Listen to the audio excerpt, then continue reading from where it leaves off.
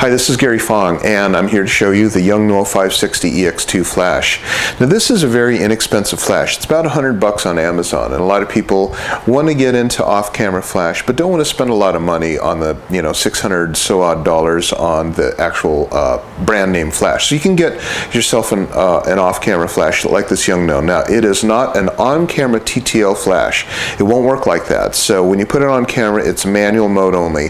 Manual mode meaning that you have to basically take the shot and then figure out the exposure after you've taken the shot. It won't calculate the flash on the fly.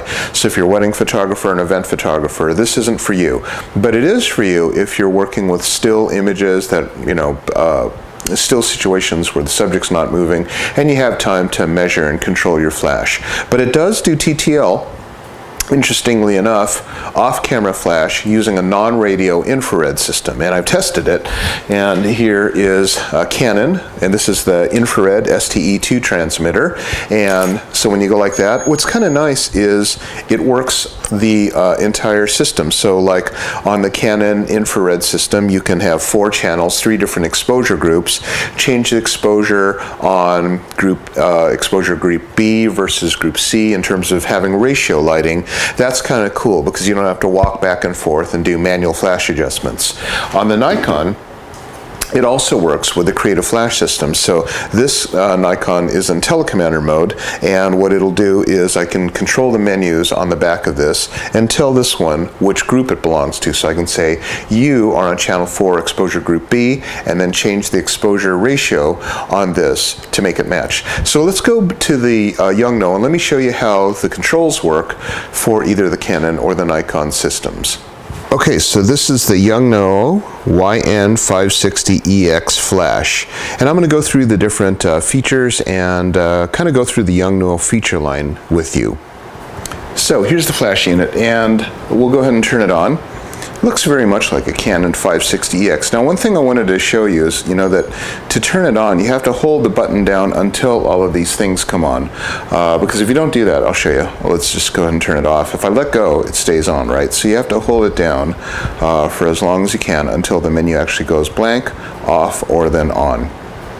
So now it's on, and this is the regular manual mode, and you can see up here it says on camera. So that basically means you're on camo flash at full power for this unit, which of course is a lot of power.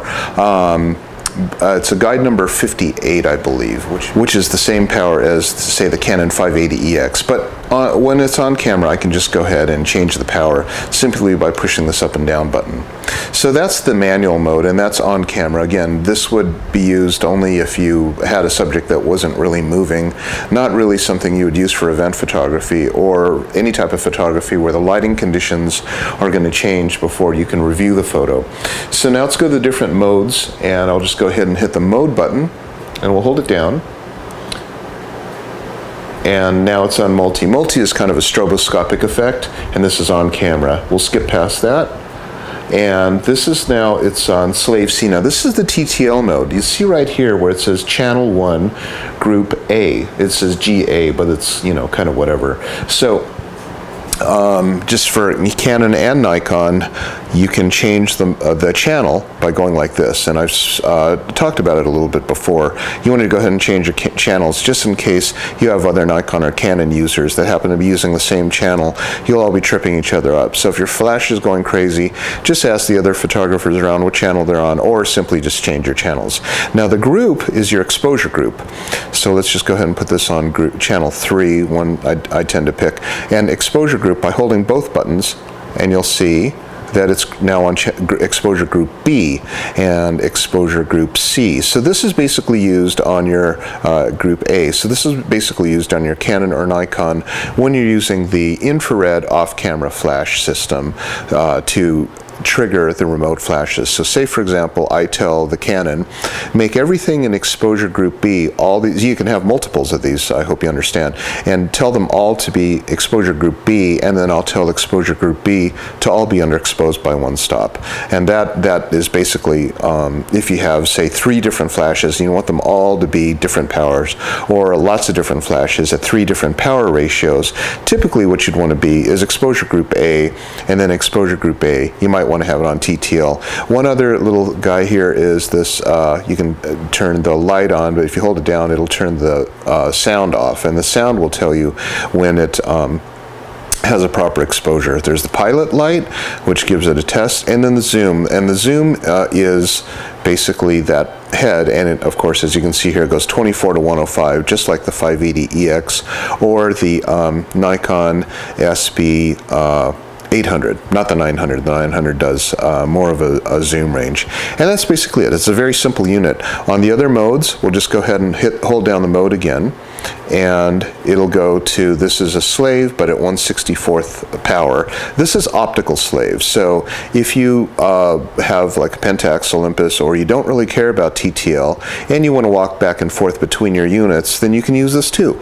You don't need to have a Canon or Nikon dedicated system, or you can have a Canon Nikon dedicated system, and then just use this to experiment with your flash. So say, for example, I want to just go full power and I know it, and I'm going to shoot manual flash, then I would do this. Now, one quick comment about this mode system is when I go to the channel 3 group A, you'll notice that it's basically doesn't allow you to change the powers, because that power is done in your camera or on the controller unit. Now this is the Nikon D7000. The D7000 has a pop-up flash and is part of the Nikon Creative System. Now the Nikon series has many different ways of triggering a flash built in. Of course, you can use a radio, but we're talking about how to trigger the Yongnuo now. So one of them would be use the pop-up flash as a remote controller, use the on-camera flash like an SB6, 700, 800, or 900 as the remote commander, or you can go here and use the pop-up flash, which is what I'll do in this example.